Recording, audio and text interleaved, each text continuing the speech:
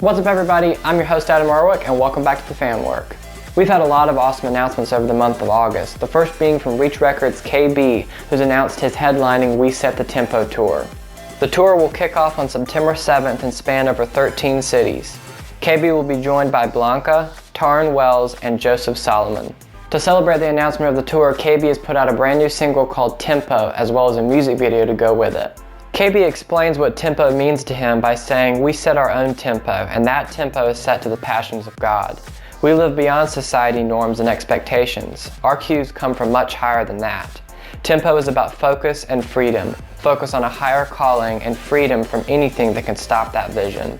24-year-old singer Jimmie, who was signed with Goatee Records, has released via social media that she will no longer be making music with the label. Grace wrote, "I'm very excited to say that I have been working on new music and will be touring and releasing new music very soon.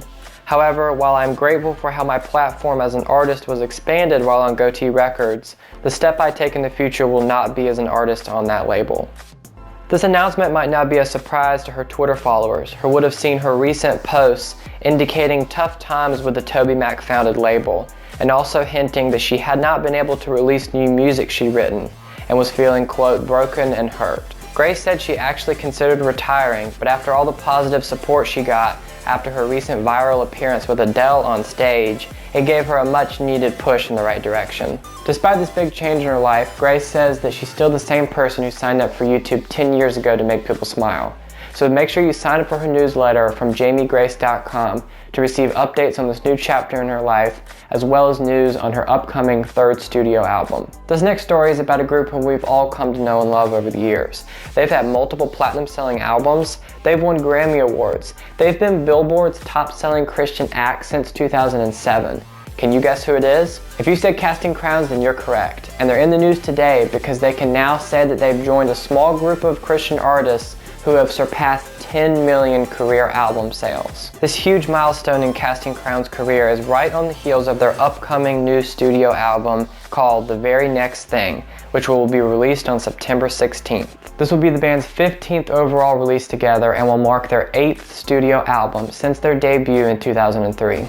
And on a similar note comes our next story, which is about one of our favorites here, and that's Lauren Daigle. She's in the news today because her debut album, How Can It Be, has now officially reached gold record status. The multiple chart-topping album now has over 397 album sales, 940,000 track sales, and over 115 million streams. And to follow up this achievement, Lauren has announced her first ever Christmas album entitled Behold, which will be released on October 21st. Lauren says that her holiday album will pay homage to the sounds of her hometown of New Orleans, featuring soft jazz renditions of Christmas favorites like Silent Night, Oh Holy Night, Have Yourself a Merry Little Christmas, and more.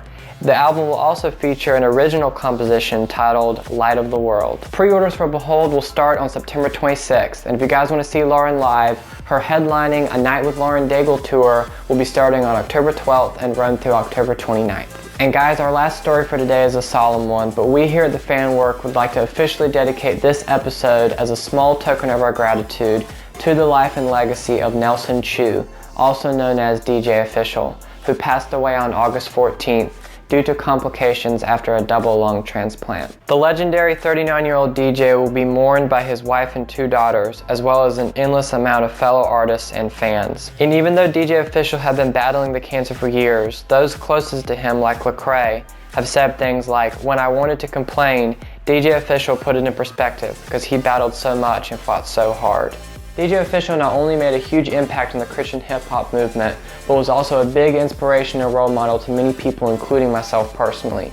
Our thoughts and prayers will be with his friends and family, and if you want to help support his family financially, make sure you check out the links in the description below where there are several ways to do so. Alright guys, well that's it for this episode. Make sure you subscribe to this YouTube channel as well as following us on Twitter and Instagram at The Fanwork for those updates I was telling you about, as well as the official announcement for the Fanwork Music Awards. It's going to be really cool, guys, so make sure you stay tuned to be involved. If you want to follow me, you can find the links for my social media in the description below. Thank you guys so much for watching the Fanwork. I'll see you guys next time.